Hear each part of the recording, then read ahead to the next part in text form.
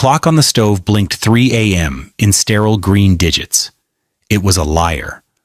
The real clock was the creak of the floorboard in the hallway, the whisper-soft click of the front door latch, the sigh of the old hinges.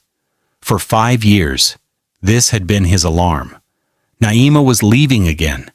For 5 years, Kieran had laid in bed, a statue carved from grief and confusion, listening to the sounds of his wife disappearing into the night. He never asked where she went. He was too afraid of the answer. He told himself it was a phase, a sickness of the spirit, something that would pass with the dawn. But dawn always came, and Naima would return, smelling of cold air and secrets, her eyes holding a distance that felt wider than the miles she'd traveled. Tonight was different. A cold knot of finality had been tightening in his gut for weeks. The silence in the house had grown teeth. Tonight he couldn't play the statue anymore. He slipped out of bed, his bare feet silent on the cold wood floor. He moved through the darkness of their small home, a ghost in his own life. Through the living room window he saw her, Naima. His Naima stood on the curb, her silhouette framed by the lonely glow of a street light. A sleek, dark car he'd never seen before pulled up, its headlights cutting through the pre-dawn mist. The passenger door opened. She didn't hesitate. She got in, and the car pulled away, its red taillights shrinking into pinpricks of light before vanishing completely. She didn't look back. He stood there until the sky began to bleed from black to gray. He felt nothing and everything all at once. It wasn't a phase. It was an ending. He froze, not from the cold seeping through the window pane, but from the vast, terrifying emptiness that had just opened up in front of him. His life, as he knew it, had just driven off into the darkness. And in that moment of absolute breaking, a new life, a harder and more beautiful life, was about to begin. He didn't know it then, but the sound of that car door closing was not just an ending. It was the first, brutal note of a symphony he was not yet ready to hear. 5 years later, the ghost of 3 a.m. had faded, replaced by the gentler alarm of a 5:30 sunrise. Kieran moved through the quiet of his apartment with a practiced economy of motion. The world was still dark, but here, in this small 2-bedroom space filled with the scent of coffee and cinnamon, his world was already bright. He was a tall, brown-skinned man in his early 30s, with a strength in his shoulders that came from lifting more than just boxes at work. He carried the weight of single fatherhood with a quiet dignity, a weariness in his eyes that was always tempered by a deep, unwavering well of patience. He measured out coffee grounds, the scrape of the scoop the first sound of the day. On the refrigerator, a gallery of crayon masterpieces was held up by mismatched magnets. A smiling sun, a lopsided house, and a dozen portraits of a tall black man with short, natural hair holding hands with a little black girl whose braids defied gravity. This was his universe now. This was his everything. "Daddy?" a small voice called from the hallway. Kieran smiled, the expression softening the tired lines around his eyes. "In the kitchen, sweet pea. Pancakes are coming." Amara appeared in the doorway, rubbing her eyes with the back of her hand. At 6 years old, she was a whirlwind of bright energy, her natural hair styled in beautiful braids with colorful beads that clicked softly when she moved. She clutched a worn, one-eyed stuffed giraffe. Named Gigi, she was the spitting image of her mother, a fact that was both a blessing and a constant low-level ache in Kieran's chest. "Are they the swirly ones?" she asked, her voice still thick with sleep. "The swirliest," he confirmed, pouring batter onto the hot griddle. He wasn't a master chef. His pancakes were often a little burnt on one side, their shapes more abstract art than perfect circles. But he made them with a love so fierce, it was a tangible ingredient. and Amara declared them the best in the entire world. Their morning routine was a well-choreographed dance. He'd pack her lunch while she chattered about a dream involving a talking squirrel and a trip to the moon. He'd braid a loose strand of her hair back into place, his large, calloused hands surprisingly gentle. She'd tell him his worn work boots were boring and needed glitter. He'd tell her glitter wasn't part of the warehouse uniform. These were the moments that stitched his life together, the small, mundane acts of love that had filled the cavernous hole Naima's departure had left behind. He worked as a shift supervisor at a massive logistics depot on the industrial outskirts of the city. It was loud, demanding work, a world of timetables, scanners, and forklifts. He was good at it. He was reliable, fair, a quiet leader who earned respect not through authority, but through consistency. He treated everyone the same, from the new hires to the regional managers. He saw the person, not the position. It was a philosophy he lived by. After his shift, he would pick Amara up from her after-school program.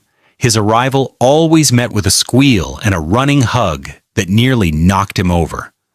Their evenings were simple: homework at the kitchen table, a walk to the park if the weather was good, stories before bed. He was both father and mother, the fixer of broken toys and the chaser of bad dreams. He never spoke of Naima. He had packed away her photos, her clothes, her memory, into a single box in the back of his closet. He did it not out of anger, but for survival. He couldn't afford to drown in the past when his daughter's future depended on him staying afloat in the present. His life was not large or glamorous, but it was full. It was full of the sound of beaded braids clicking, the smell of slightly burnt pancakes, and the unconditional, all-consuming love of a little girl who thought her dad was the strongest man in the world. And for Kieran, that was more than enough. Miles away, in a glass tower that scraped the clouds, Isla Sterling started her day not with the smell of coffee, but with the cold, blue glow of a tablet displaying market analytics from the Asian markets. Her penthouse apartment was a testament to minimalist perfection: white walls, polished concrete floors, and floor-to-ceiling windows that offered a panoramic, godlike view of the city below. There were no crayon drawings on her stainless steel refrigerator. There were no worn-out stuffed animals on her designer furniture. The only sound was the faint, sterile hum of the air filtration system. Isla was a woman who commanded space. In her late 30s, she was the CEO of a multi-billion-dollar tech conglomerate, a position she had clawed her way to with relentless intelligence and a work ethic that bordered on punishing. She was a beautiful black woman, her deep brown skin luminous even in the harsh light of her office, her natural hair always pulled back in an elegant, severe bun. She wore tailored suits that were more like armor, her posture impeccable, her expression a carefully curated mask of detached authority. She was a powerhouse, a name whispered with a mixture of awe and fear in boardrooms across the country. But the woman who sat alone in the vast, empty apartment was not the icon on the cover of business magazines. She was lonely. The silence of her home wasn't peaceful, it was deafening. She had a personal chef, but the food always tasted like nothing. She had a driver, but she had nowhere to go that wasn't a meeting or a gala. Her life was a series of transactions, of acquisitions and mergers, of calculated risks and strategic alliances. Love, in her world, was a liability. Her parents, both celebrated academics, had loved her achievements, not her. A failed engagement years ago had taught her that vulnerability was a weakness to be exploited. So she had built her walls high and thick, fortifying them with success until she was safe, powerful, and utterly, completely isolated. Her morning was a blur of video conferences and curt emails. She dismantled a rival's proposal with surgical precision, her voice calm and even as she laid out its flaws. She approved a multi-million-dollar budget without blinking. She was brilliant, and she was miserable. She ended her last call and stared out at the city lights twinkling below. They looked like scattered jewels, cold and distant. She had conquered this city, had bent it to her will, but she didn't belong to it. She was just an observer, watching life from behind a thick pane of soundproof glass. For the first time in a long time, she allowed herself to feel the sharp pang of a question she usually kept buried. What was it all for? The question hung in the sterile air, unanswered. She had everything a person could want, and yet she felt like she had nothing at all. Her world was full of value, but it was devoid of worth. That evening, the sky wept. A cold, relentless rain lashed against the city, turning streets into slick, black mirrors. Isla's driver had called in sick, a rare and inconvenient disruption to her perfectly scheduled life. She'd driven herself to a late-night negotiation on the other side of town, a final, brutal meeting to close a hostile takeover. She had won, of course. She always won. But the victory felt hollow, leaving the familiar metallic taste of exhaustion in her mouth. Driving home on the unfamiliar, poorly lit streets of a neighborhood far from her own, it happened. A jarring thump, a violent shudder, and the wheel wrenched in her hands. The tire pressure warning light screamed red on the dashboard. She pulled the luxury sedan over, its sleek, expensive frame looking alien and out of place against the backdrop of brick row houses and shuttered storefronts. The rain was coming down in sheets now, drumming a frantic rhythm on the roof of the car. She looked at her phone. 1% battery. It died before she could even open her contacts app. She was stranded. Isla Sterling, the woman who controlled a global empire, was utterly helpless. For a moment, panic, a raw and unfamiliar emotion seized her. She was a powerful black woman in a designer suit, alone on a dark street in a neighborhood the news would describe as troubled. She locked the doors, her heart hammering against her ribs. The world outside the car was a blur of rain and shadow. Headlights would occasionally sweep past, illuminating the deluge for a brief second before plunging her back into darkness. It was in the glare of one such pair of headlights that she saw him. A man getting out of an old, dependable-looking pickup truck. He was tall and broad-shouldered, wearing a simple work jacket. He paused, looking at her disabled vehicle, his expression unreadable from a distance. Fear coiled in her stomach. This was it. This was the kind of random, senseless danger her carefully constructed life was supposed to protect her from. But he didn't approach her window. He just stood by his truck for a moment, as if debating. Then, with a sense of weary resolution, he walked towards her car. He didn't rap on the glass or try the handle. He just stood a respectful distance from her door, the rain plastering his short, natural hair to his head, and waited. After a long moment, she cautiously lowered the window a few inches.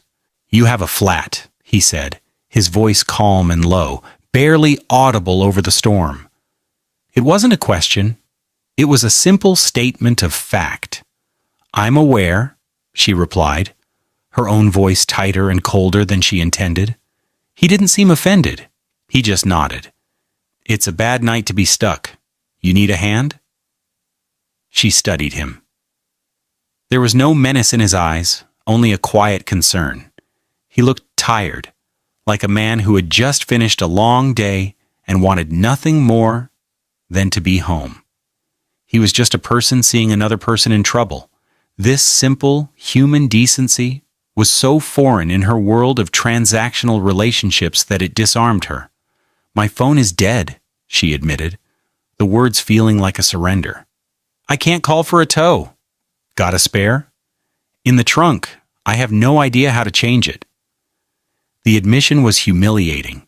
She could dissect a corporate balance sheet in seconds, but she was useless when faced with a lug wrench. He nodded again, a ghost of a smile touching his lips. "That's okay, I do." He gestured with his head back towards his truck. "Pop the trunk. You should stay in the car where it's dry." She hesitated for only a second before pressing the button. She watched in her rearview mirror as this stranger, this black man with kind eyes and worn work boots, went to work in the pouring rain. He moved with a steady, unhurried competence, the beam of his phone's flashlight cutting through the gloom. He didn't complain. He didn't ask for anything. He just changed the tire. In a world where every action had a motive, where every favor came with an invoice, this quiet, unconditional act of service was a thing of shocking power. It was a language she had long forgotten how to speak. When he was finished, his jacket soaked through, he knocked gently on her window. "All set," he said, his voice still calm. "It's a donut, so you'll need to drive slow and get it replaced tomorrow. But it'll get you home." She fumbled in her purse, her hands shaking slightly. "Thank you. Please let me pay you for your time." She pulled out all the cash she had, a few $100 bills. He looked at the money in her hand and then back at her face. He slowly shook his head. "No, ma'am, you don't have to do that. Just be safe." And with that, he turned and walked back to his truck, leaving her sitting in her silent, impossibly expensive car, holding a handful of useless money. She watched him drive away, his taillights disappearing into the rain. For the first time in over a decade, Isla Sterling felt a crack in her armor. And through that crack, something dangerously close to a tear began to form. She wasn't just grateful, she was profoundly, inexplicably moved. The next day the city was washed clean. Sunlight glinted off damp pavement, and the air felt fresh and new. Isla, however, felt as though the storm was still raging inside her. The stranger's quiet kindness had unsettled her more than any hostile negotiation ever had. It had exposed a deep and aching void within her own life. She found the name of the garage near where she had broken down and had her assistant arrange for the tire replacement. But she couldn't shake the man's face from her mind. It felt wrong, incomplete, to let his gesture go unacknowledged. It was more than just a changed tire. He had, in a small but significant way, rescued her. Driven by an impulse she didn't fully understand, she told her driver to take her to the garage herself. She needed to thank him properly. She had her assistant track down his license plate from a nearby traffic camera. A morally ambiguous use of her power, but one she justified with the purity of her intent. She learned his name was Kieran, and he lived just a few blocks from where she'd been stranded. She found herself standing on a quiet residential street, holding a ridiculously expensive gift basket filled with artisanal coffees and imported cheeses, feeling more out of place than she ever had in a Tokyo boardroom. She knocked on the door of his apartment, her heart beating a nervous rhythm against her ribs. The door opened, and there he was. In the daylight, he looked younger, his features softer. He was wearing a simple t-shirt and jeans, and his surprise at seeing her was evident. "Ma'am," he said, his eyebrows rising, "is everything all right with the tire?" "The tire is fine," Isla said, her voice more formal than she'd like. "I'm Isla. I wanted to thank you again, properly." She thrust the gift basket towards him. He looked at the basket, then back at her. A flicker of something, amusement, confusion, in his eyes. Before he could respond, a small voice piped up from behind his legs. "Daddy, who's the fancy lady?" Isla looked down and saw a little girl with bright, curious eyes and beaded braids peeking out. It was the girl from the crayon drawings in his truck, Amara. She was even more vibrant in person, a small sunbeam of a child. Kieran placed a gentle hand on his daughter's head. Amara, this is Isla. She had some car trouble last night.